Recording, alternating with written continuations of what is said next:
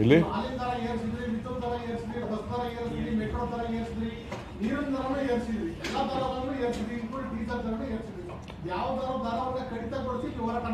ಅದು ನಾವೆಲ್ಲ ಮಾಡಬೇಕಾದ್ರೆ ಅವರು ಇದು ಪೂರಕವಾಗಿ ಇದನ್ನೆಲ್ಲ ಮಾಡಿಬಿಟ್ಟಿದ್ದಾರಲ್ಲ, ಅವರು ಇವನ್ನೆಲ್ಲ ಏರಿಕೆ ಮಾಡೋದ್ರಿಂದ ಆ ಬೆಲೆಗಳೆಲ್ಲ ಏರಿಕೆ ಆಗಿದೆ. ಡೀಸೆಲ್ ಬೆಲೆ, ಪೆಟ್ರೋಲ್ ಬೆಲೆ, ಸಿಮೆಂಟ್ ಬೆಲೆ, ಕಬ್ಬಿಣದ ಬೆಲೆ ಇವೆಲ್ಲ ಆಗೋದ್ರಿಂದ ಅವೆಲ್ಲ ವಿಧಿ ಇಲ್ಲದೆ ನಾವು ಏರಿಸಲೇಬೇಕಾದ ಪರಿಸ್ಥಿತಿ ಬಂತು. ಕೇಂದ್ರ ಸರ್ಕಾರ, ರಾಜ್ಯ ಸರ್ಕಾರ ಯಾರು ಒಬ್ಬೊಬ್ಬರು ಜನಸಾಮಾನ್ಯರಿಗೆ ಹೊರೆ ಉಂಟ. ನೀವು ಕೇಂದ್ರ ಸರ್ಕಾರದ ತೆರಿಗೆ ಆಗುವುದು, ರಾಜ್ಯ ಸರ್ಕಾರದ ತೆರಿಗೆ ಆಗುವುದು, ಜನಸಾಮಾನ್ಯರಿಗೆ ಇದು ಹೊರೆ ಆಗ್ತದೆ. ನೀವು ಸ್ಟ್ರೈಕ್ ಮಾಡ್ತೀರಿ, ಅವರು ಸ್ಟ್ರೈಕ್ ಮಾಡ್ತಾರೆ, ಬರ್ಡನ್ ಆಗ್ತದೆ ಜನಸಾಮಾನ್ಯರಿಗೆ. ಅದಕ್ಕೆ ಬಡವನಿಗೋಸ್ಕರ ಸಹಾಯ ಮಾಡೋಕ್ಕೆ ನಾವು ಇಷ್ಟು ದುಡ್ಡು ಕೊಡ್ತಾ ಇರೋದು, 52,000 ಕೋಟಿ ಕೊಡ್ತಾ ಇರೋದು. ಅದಕ್ಕೆ ನಾವು ಈಗ 5 ಗ್ಯಾರಂಟಿನ ನಾವು ತೆಗೆದುಕೊಂಡು ಬಂದ್ವಿ. ಅದನ್ನು ಅರ್ಥಕೊಂಡು BJP ಅವ್ರು ವಿರುದ್ಧ ಮಾಡ್ತಿದ್ದವರು ತಾನು ಕೂಡ ಕೊಟ್ಬಿಟ್ಟು ಅವ್ರಿಗೆ.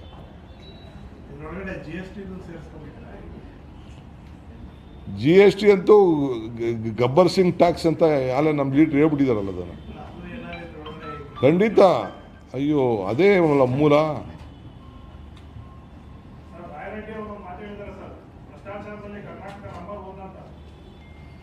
ಅದನ್ನು ತಿರ್ಗಾ ಅವ್ರೇನೋ ತಿರ್ಗಾ ವಾಪಸ್ ಏನೋ ನಾನು ಹಂಗೆ ಹೇಳಿಲ್ಲ ಅಂತ ಹೇಳಿದಾರಲ್ಲ.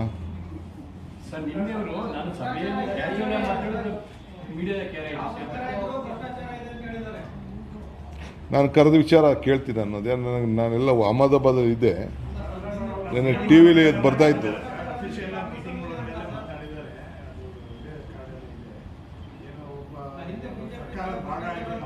ನಾನು ನೋಡಿದೆ TV ಏನು ನಾನು ಹಂಗೆ ಹೇಳಿಲ್ಲ ಅಂತ ಹೇಳಿದ್ದಾರೆ. ನಾನು ಚರ್ಚೆ ಮಾಡ್ತೀನಿ.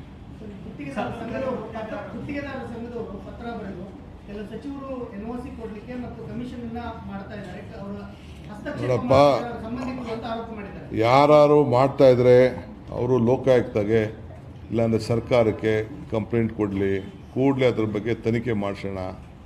ನ್ಯಾಯಬದ್ಧವಾದಂಥ ಆಡಳಿತ ಕೊಡಲಿಕ್ಕೆ ನಮ್ಮ ಸರ್ಕಾರ ಬದ್ಧವಾಗಿದೆ. ನಾವು ಯಾರಿಗೂ ಕೂಡ ಯಾವುದು ಕೂಡ ಈ ಲಂಚಕ್ಕೆ ಯಾವುದಕ್ಕೂ ಕೂಡ ನಾವು ಅವಕಾಶ ಕೊಡಲ್ಲ. ಯಾರಿದ್ರೆ ಬರೆದು ಕೊಡಲಿ ನಮಗೆ. ಇಲ್ಲಿ ಭಾಳ ಸಂತೋಷ, ನಾನು ಮಾಡಿರ್ಬೋದು, ನಾನಿಲ್ಲ ಅಂತ ಎಲ್ಲ ಮಾಡಿರ್ಬೋದು, ಎಲ್ಲರ ಮೇಲೂ ಮಾಡಿರ್ಬೋದು. ಕೊಡಲಿ, ಇದ್ದಾಗಂತ ಕೊಡಲಿ. ನಾನು ಹೇಳ, ಈಗ ನಮಗೆ ಬೇಕಾದಷ್ಟು ಜನ ಬಂದು ಅರ್ಜಿ ಕೊಡ್ತಾರೆ, ಇವನ್ಗೆ ಬಿಲ್ ಕೊಡಿ, ಅವ್ನಿಗೆ ಬಿಲ್ ಕೊಡಿ, ಅದು ಕೊಡಿ ಅಂತ. ಏನು ಒಂದು 10% 12% ಕೊಟ್ಟಿರ್ತೀವಿ ನಾವು.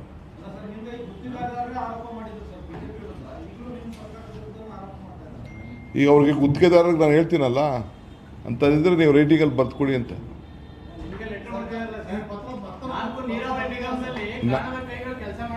ನನಗೆ ಯಾವ ಸ್ಪೆಷಲು ಇಲ್ಲ, ಏನಿಲ್ಲ.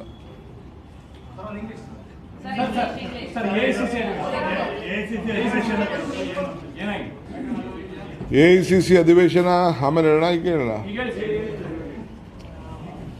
AICC ಅಧಿವೇಶನ ಒಂದು ಹೊಸ ರೂಪ ತೆಗೆದುಕೊಂಡಿದೆ. ಮಲ್ಲಿಕಾರ್ಜುನ್ ಖರ್ಗೆ ಸಾಹೇಬ್ರ ಅಧ್ಯಕ್ಷತೆಯಲ್ಲಿ ಏನು ಬೆಳಗಾಮಲ್ಲಿ ಅಧಿವೇಶನ ನಡೀತು, ಆ ಅಧಿವೇಶನದಲ್ಲಿ ಅವರು ಈ ವರ್ಷ ಸಂಘಟನೆ ವರ್ಷ ಅಂತೇಳಿ ಘೋಷಣೆ ಮಾಡಿದರು.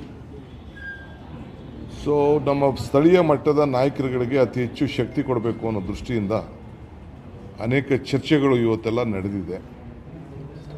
ಆಮೇಲೆ ಈ ದೇಶದ ಎಲ್ಲ ಬಡವರ್ಗ ಏನಿದೆಯಲ್ಲ, ಬಡವರ್ಗ ಹಿಂದುಳಿದ ವರ್ಗ ಎಲ್ಲರೂ ಕೂಡ ನಾವು ರಕ್ಷಣೆ ಮಾಡಲಿಕ್ಕೆ ಒಂದು ಹೊಸ ಕಾರ್ಯಕ್ರಮಗಳನ್ನು ರೂಪಿಸಬೇಕು. ಹಿಂದೆ ಏನು ನಾವೆಲ್ಲ ತೀರ್ಮಾನಗಳನ್ನು UPA ಸರ್ಕಾರ ಮಾಡಿದ್ದು ಅದನ್ನೆಲ್ಲ ಸರಿಯಾಗಿ ಇಂಪ್ಲಿಮೆಂಟ್ ಆಗ್ತಾಯಿಲ್ಲ. ಅದ್ರ ವಿರುದ್ಧ ಜನರ ಗಮನ ಸೆಳೀಬೇಕು, ಇವೆಲ್ಲ ಕೂಡ ತಿಳಿಸಿದ್ದಾರೆ. ಸೊ ಅವರ ಮಾರ್ಗದರ್ಶನದಲ್ಲಿ AICC ಅವರು ಏನು ಮಾರ್ಗದರ್ಶನದಲ್ಲಿದೆ, ನಮ್ಮ ರೆಸಲ್ಯೂಷನ್ನು ನೀವು ಕೂಡ ಕೆಲವೆಲ್ಲ ಬರೆದಿದ್ದೀರಿ.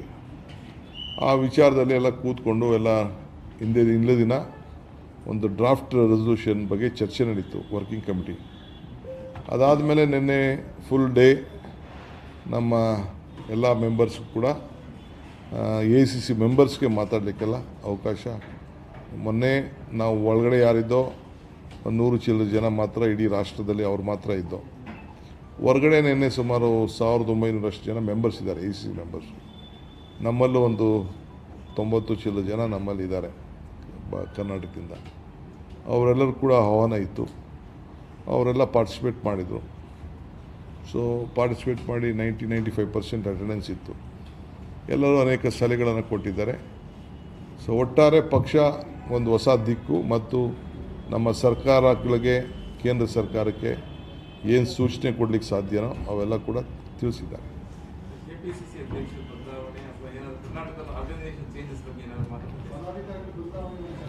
ಯಾವುದು ಚೇಂಜಸ್ ಇಲ್ಲ. ಕೆಲವು ಆಫೀಸ್ ಬೇರರ್ಸ್ನ ಆ್ಯಡ್ ಮಾಡ್ತಾರೆ, ಕೆಲವು DCC ಪ್ರೆಸಿಡೆಂಟ್ನ ಚೇಂಜ್ ಮಾಡ್ತಾರೆ. ಮಿಕ್ಕಿದ್ದು ನನ್ನ ಹತ್ರ ಯಾರು ಯಾವ ವಿಚಾರ ಕೂಡ ಚರ್ಚೆ ಮಾಡಿಲ್ಲ. ಏನು ಹೇಳಿ? ಅದು ಬರ್ತಾರೆ 17ನೇ ತಾರೀಕಿನ ನಮ್ಮ ಜನರಲ್ ಸೆಕ್ರೆಟರಿ ಇಲ್ಲಿಗೆ ಬರ್ತಾರೆ, 17th ಇಲ್ಲಿಗೆ ಬರ್ತಾರೆ.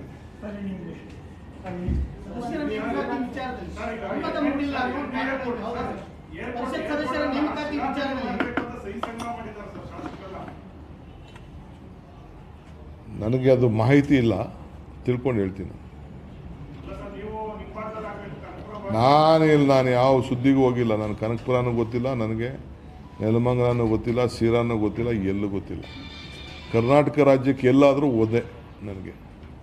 ನಾನು ಅಖಂಡ ಕರ್ನಾಟಕದ ಬಗ್ಗೆ ಅಪಾರವಾದಂಥ ವಿಶ್ವಾಸ ಇಟ್ಕೊಂಡಿರೋ ನನಗೆ ಚಾಮರಾಜನಗರನೂ ಒಂದೇ, ಬೀದರು ಒಂದೇ, ಗುಲ್ಬರ್ಗನೂ ಒಂದೇ. ನನಗೆ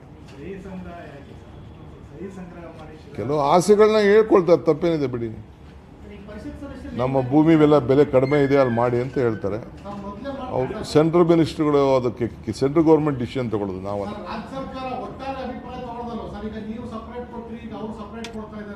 ನಾನು ಯಾವುದೂ ಕೊಟ್ಟಿಲ್ಲ.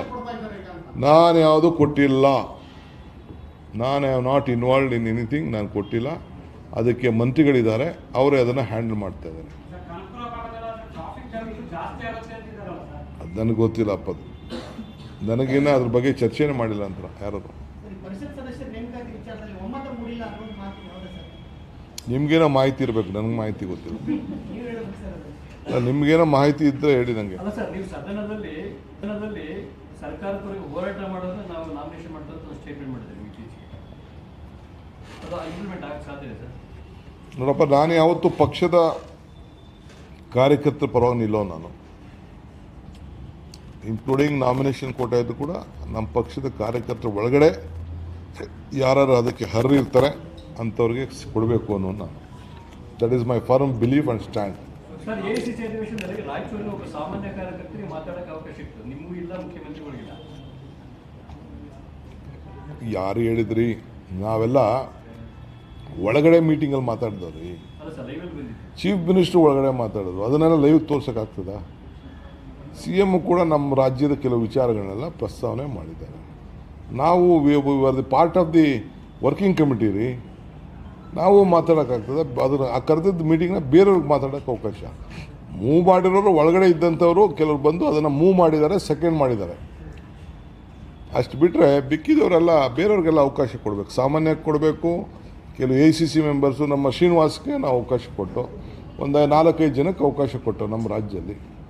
ವೀರಪ್ಪ ಮೊಯ್ಲಿಯವರು ಮಾತಾಡಿದ್ರು ಒಳಗಡೆ, ಎಲ್ಲರೂ ಒಳಗಡೆ ಮಾತಾಡಿದವರು ಇದ್ದಾರೆ. ಅದೆಲ್ಲ ಮುಖ್ಯಮಂತ್ರಿಗಳ ಮೇಲೆ ಒಂದು ಹೊಸ ಆರೋಪ ಬಂದಿದೆ. ಹಿಂದೆ CM ಆಗಿದ್ದಾಗ ಕೆಲವು ಗಣಿ ಗುತ್ತಿಗೆಗಳನ್ನ ರಿನ್ಯೂವಲ್ ಮಾಡಬೇಕಾದ್ರೆ ಸಾಕಷ್ಟು ವೈಲೇಷನ್ ಮಾಡಿದ್ದಾರೆ. ನೋಡಪ್ಪ, ಅವೆಲ್ಲ ಸುಮ್ಮನೆ ಪೊಲಿಟಿಕಲಿ ರಾಜಕೀಯದ ಆರೋಪಗಳನ್ನು ಕೆಲವೆಲ್ಲ ಪ್ರಯತ್ನ ಮಾಡ್ತಾ ಇರ್ಬೋದು ಅಷ್ಟೇ. ಯಾವುದ್ರಲ್ಲಿ ಯಾವ ಸತ್ಯನೂ ಇಲ್ಲ, ಏನಿಲ್ಲ. ಯಾವುದೇ ಕಾನೂನು ಚೌಕಟ್ಟು ಬಿಟ್ಟು ಯಾರು ಏನು ಮಾಡೋಕ್ಕಾಗಲ್ಲ. Especially on leases. ನನಗೆ ಗೊತ್ತಿದ್ದಂಗೆ ಹಿಂದೆ ಎಲ್ಲ ಗಲಾಟೆಗಳಾದ ಮೇಲೆ ಕೊನೆಗೆ ಮುಖ್ಯಮಂತ್ರಿಗಳು ಭಾಳ ಜವಾಬ್ದಾರಿಯುತವಾಗಿ ಅವ್ರ ಕೆಲಸನ ಅವ್ರು ನಿರ್ವಹಿಸುತ್ತಾರೆ.